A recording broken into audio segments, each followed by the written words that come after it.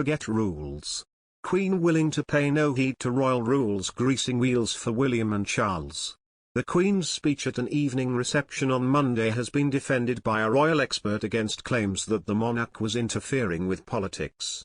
Royal biographer Robert Jobson said that as head of state, the Queen's role is a political position, and given that both the Conservative and Labour Party agree on climate change, her speech was not controversial or divisive.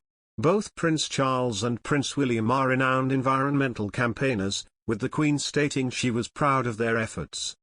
When asked by GB News host Mark Dolan if the Queen's speech had raised eyebrows, Mr. Jobson said, "The reality is, as head of state, she's also head of the nation. People talk about it not being political, but the very role itself as head of state is a political position. The only issue that she's got to avoid constitutional problems is not to be bipartisan, and both parties agree, Labour and Conservative, they agree on the position of climate change. In fact, the Labour Party handed in their manifesto in 2019, they wanted reduction by 45% across parties. Now they're coming up with a reduction of 50% by 2030. She's not really being controversial in that respect because she's not causing a problem between the two major political parties."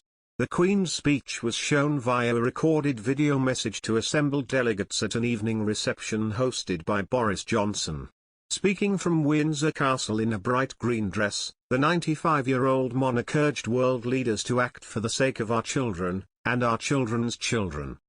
The video address marked her most significant intervention on the climate crisis to date. As she said, "It has sometimes been observed that what leaders do for their people today is government and politics.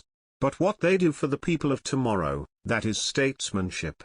I, for one, hope that this conference will be one of those rare occasions where everyone will have the chance to rise above the politics of the moment and achieve true statesmanship." Leaders at the reception included US President Joe Biden, German Chancellor Angela Merkel, and Canadian Prime Minister Justin Trudeau. Her Majesty also spoke of her dear late husband and his passion for the environment. Prince Philip has since been considered a pioneer for his efforts in promoting conservation and rewilding through his role as president of the World Wildlife Fund. She said, "It is a source of great pride to me that the leading role my husband played in encouraging people to protect our fragile planet, lives on through the work of our eldest son Charles and his eldest son William. I could not be more proud of them." Prince Charles and Prince William, alongside their two wives Camilla and Kate, are currently representing the Queen at the crucial COP26 summit. Due to illness and medical advice to rest, Her Majesty was forced to regretfully cancel her trip to Glasgow, where she had been expected to join the evening reception.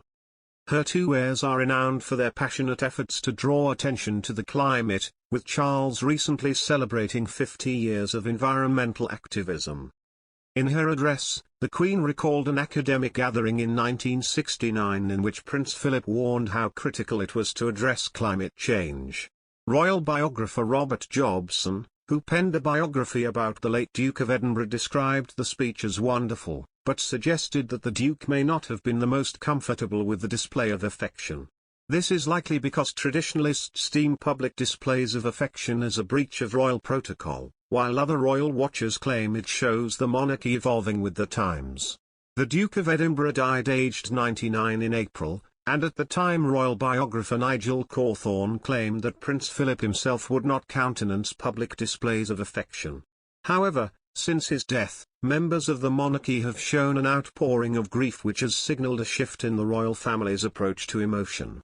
It comes amid Charles' radical plans to slim down the monarchy, and change the way the institution is perceived by the public.